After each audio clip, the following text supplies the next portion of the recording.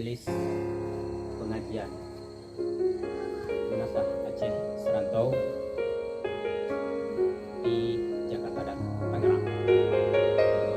Di sini alhamdulillah sudah tercapai. Kami sudah melakukan prosesi doa bersama.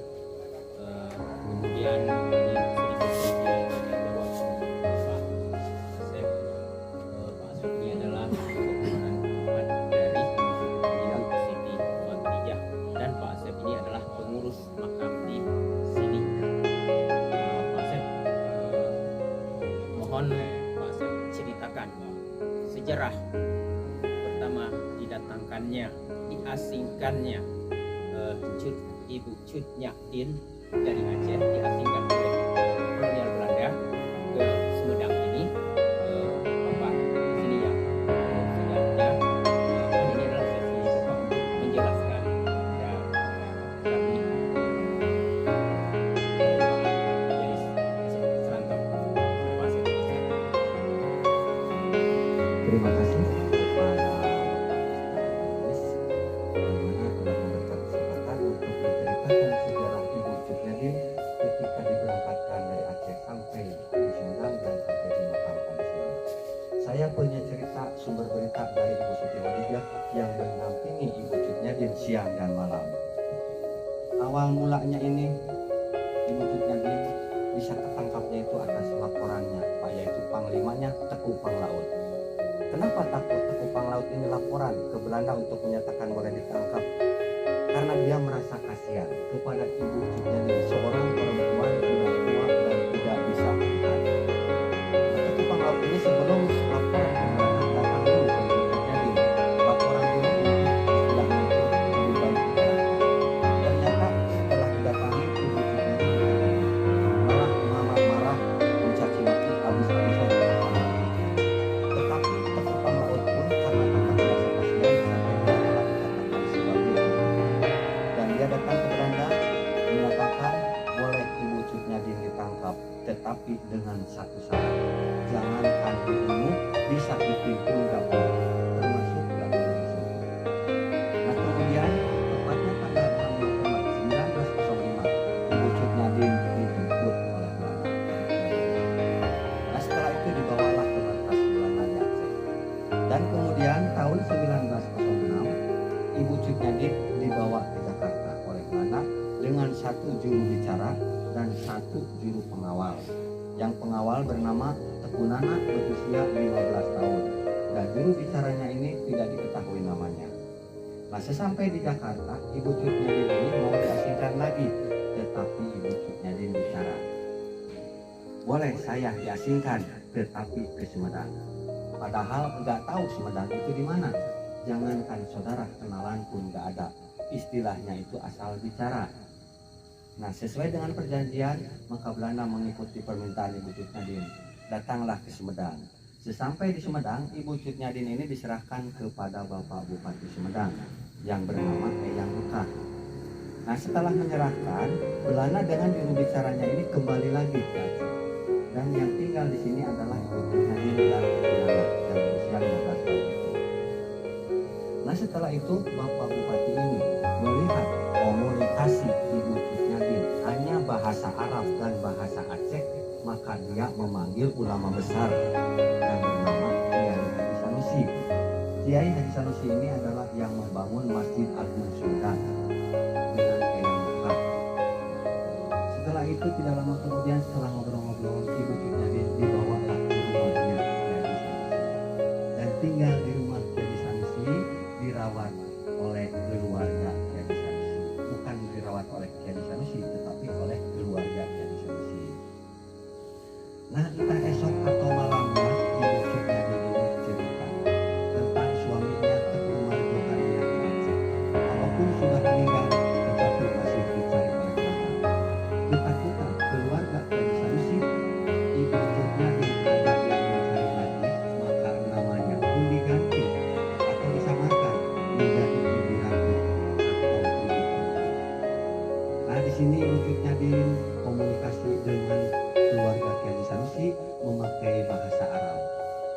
Nah di sini Ibu Cut Nyadin ada kegiatan yaitu mengajar ngaji kepada anak-anak di lingkungan rumahnya Yayasan Sanusi itu.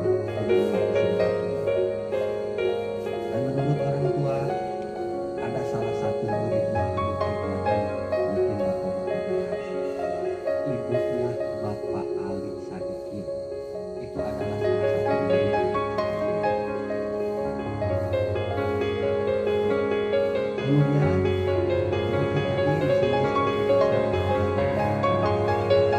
semakin lama sehingga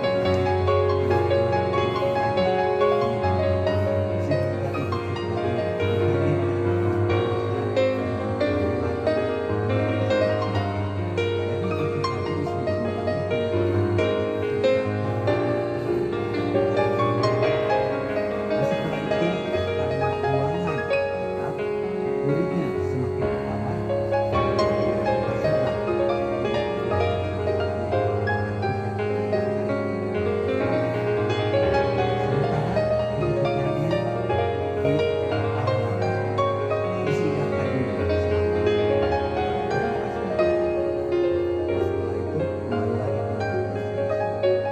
Kemudian tahun 1907 Kiai Sanusi ini meninggal. Pertanggungjawaban dilanjutkan oleh anaknya yaitu Haji Musnad. Nah, setelah itu Ibu Cut Nyadin seperti biasa mengajar lagi. Tidak lama kemudian pun Ibu Cut Nyadin juga meninggal. Tepatnya tanggal 6 Oktober 1908. Ketika Ibu Cut Nyadin meninggal, keluarga Kiai Sanusi ini berunding atau bertanya, mau dimakamkan di mana ini Ibu Cut Nyadin? Karena Jakarta jelas tidak mungkin. Sebab satu dalam pengasingan, kedua tidak tahu amat.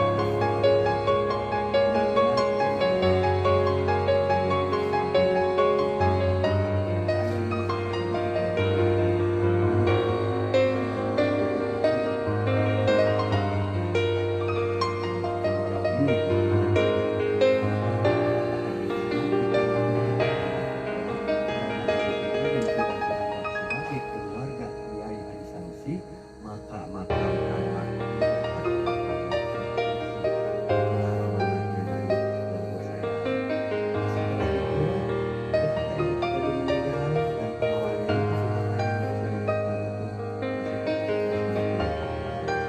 sampai dia dapat beberapa yang bernama Mulia. Punya anak 3, perempuan semua. Yang pertama Lilis, kedua Maskun, ketiga Material. Dan kemudian tahun 1930 anak dan istrinya ini dibawa pulang ke Aceh. Sampai sekarang tidak ada kabar berita. Yang ada kabar berita banyak orang. Nah, ini hanya sedikit iklan ya. Nah, setelah itu ini makam baru diketahui bahwa ini makam Ibu Cut Nyadin setelah 50 tahun. Ya, selama 50 tahun ini baru diketahui bahwa ini makam Ibu Cut Nyadin. Itu pun atas perintah Presiden Soekarno kepada Dr. Ali Hashimi agar memerintahkan kepada pemerintah Aceh agar ditelusuri di mana makam Ibu Cut Nyadin. Kemudian tahun 1957 ada pemerintah Aceh dan Belanda datang ke sini. Kebetulan pada waktu itu Ibu Siti Khadijah masih ada. Jadi tidak sulit untuk menunjukkan dan menerangkan bahwa ini makam Ibu Cut Nyadin. Nah, kemudian ini makam dibangun oleh Pemda Sumedang pada tahun 1972. Tetapi tidak seperti ini. Dan ini direnovasi oleh pemerintah Aceh. Mulai membangun menasa, makam, dan tiang prasasti pada tahun 1972. Ini dari pemerintah hanya sebatas biaya pembangunan. Dan saya sekali lagi akan ucapkan selamat kepada bapak-bapak bahwa itu sejarah singkat. Setelah saya mendapatkan pertanyaan dari seorang pengacara, memang kenapa baru diketahui karena